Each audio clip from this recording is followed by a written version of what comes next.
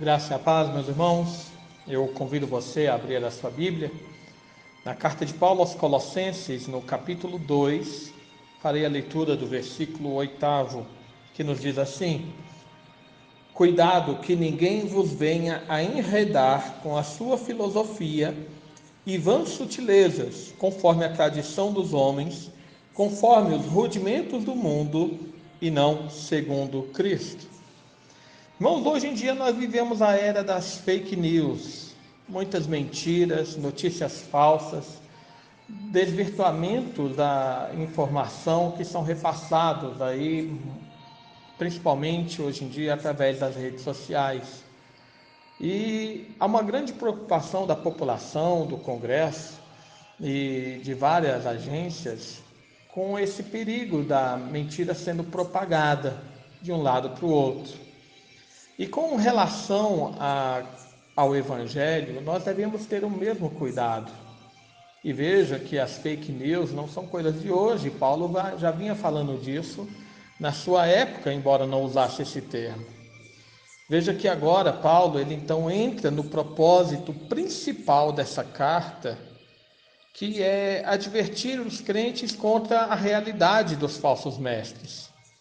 Aqui no nosso texto, ele faz uma advertência de um perigo real e grande que pode desviar os crentes das verdadeiras doutrinas. Bom, os apóstolos, eles eram muito cuidadosos e zelosos com o ensino do Evangelho. Eles sabiam muito bem diferenciar as suas opiniões próprias do ensino do Senhor. Paulo mesmo, certa vez, ele falou, falo como homem. Em outra vez, ele falou, digo isso e não o Senhor, separando o que era o seu pensamento pessoal daquilo que ele havia aprendido. Mas os falsos mestres, eles normalmente andavam por entre as igrejas alegando terem uma autoridade baseada em novas revelações ou até mesmo num conhecimento de um segredo espiritual oculto que os demais crentes não tinham. Essa prática deles era para exigirem algum tipo de autoridade para serem ouvidos no meio dos cultos e nas igrejas. Infelizmente, irmãos, essa prática continua existindo hoje, de forma que essa advertência de Paulo também tem que chegar aos nossos ouvidos e chamar também a nossa atenção. E veja, portanto, que primeiramente Paulo coloca a questão da filosofia dessas pessoas. Ele fala que ninguém vos venha a enredar com sua filosofia. Irmãos, o que Paulo coloca é que o pensamento desses homens, essa sabedoria falada por eles, não promove a liberdade, mas ao contrário, promove apenas a escravidão. O ensino desses falsos profetas, os ensinos desses falsos mestres, andam numa direção totalmente contrária à graça de Cristo, porque trazem apenas tradições inventadas pelos homens, como Paulo fala aqui no final do versículo, conforme a tradição dos homens. Esses homens, eles inventam teorias nas suas próprias cabeças e acabam distribuindo os seus pensamentos como se fossem formas de revelações para que as pessoas ficassem cada vez mais aprisionadas naquilo que eles falavam. E assim traziam uma série de proibições, como muitas vezes a gente vê nas igrejas hoje, de não pode ser isso, não pode ser aquilo. De pessoas que não podem jogar futebol, de mulheres que não podem cortar cabelo, que não podem usar calça, que não podem se maquiar, que não podem usar brinco, coisas que não estão nas escrituras, mas são apenas invenções de homens diante de uma suposta revelação que eles devem ter recebido ou dizem ter recebido. Mas vejam que Paulo continua dizendo aqui que essas pessoas são cheias de sutilezas.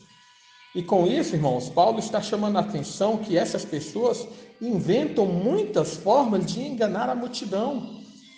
Hoje em dia, isso nós vemos também de múltiplas formas nas igrejas existentes aí. Por exemplo, a teologia da prosperidade, os pregadores muitas vezes contratam falsos testemunhos de pessoas que eram pobres e então doaram uma grande quantia em dinheiro e passaram a se tornar ricas. Em programas de televisão você vai ver muitas dessas campanhas de fé, no qual através de sutilezas os pregadores arrancam dinheiro dos fiéis para que eles possam se tornar ricos. Há cultos hoje que se proclamam pregadores que já morreram mais de 2 vezes, que foi ao inferno 10 vezes, que subiu ao céu tantas outras vezes, que já foi eis isso, eis aquilo, tudo com o fim de simplesmente ludibriar as pessoas e enganá-las para fazer o seu show dentro dos cultos. Há infelizmente, esses falsos pregadores, falsos mestres, que utilizam de sutilezas vãs para enganar as pessoas. Irmãos, Paulo coloca que eles andam, portanto, conforme os rudimentos desse mundo. E o que Paulo quer dizer com isso, irmãos, é que é próprio desse mundo caído a corrupção, que leva à mentira para se enriquecer e de forma a obter outros tipos de lucro. Assim, Paulo faz um alerta: cuidado com essas pessoas, cuidado com esses falsos ensinos, cuidado com essas sutilezas que são inventadas para enganar a igreja. E a grande advertência que Paulo coloca está no fim: devemos andar segundo Cristo. O evangelho de Jesus é um evangelho de liberdade, não de escravidão. O evangelho de Cristo, ele traz clareza e não confusão.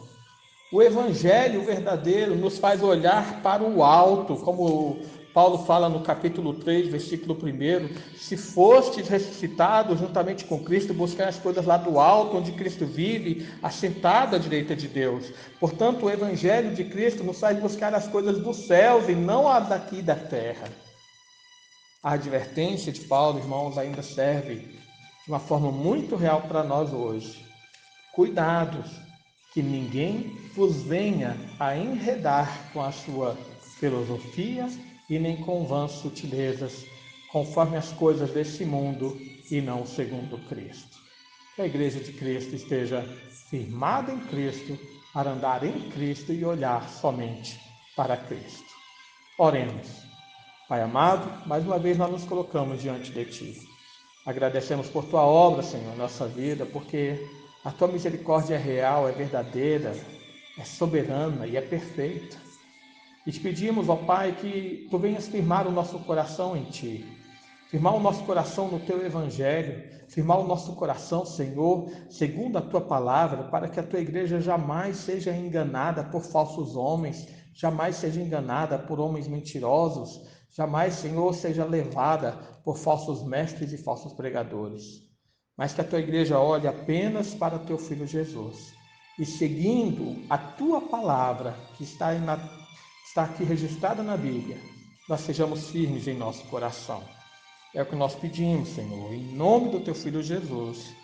Amém.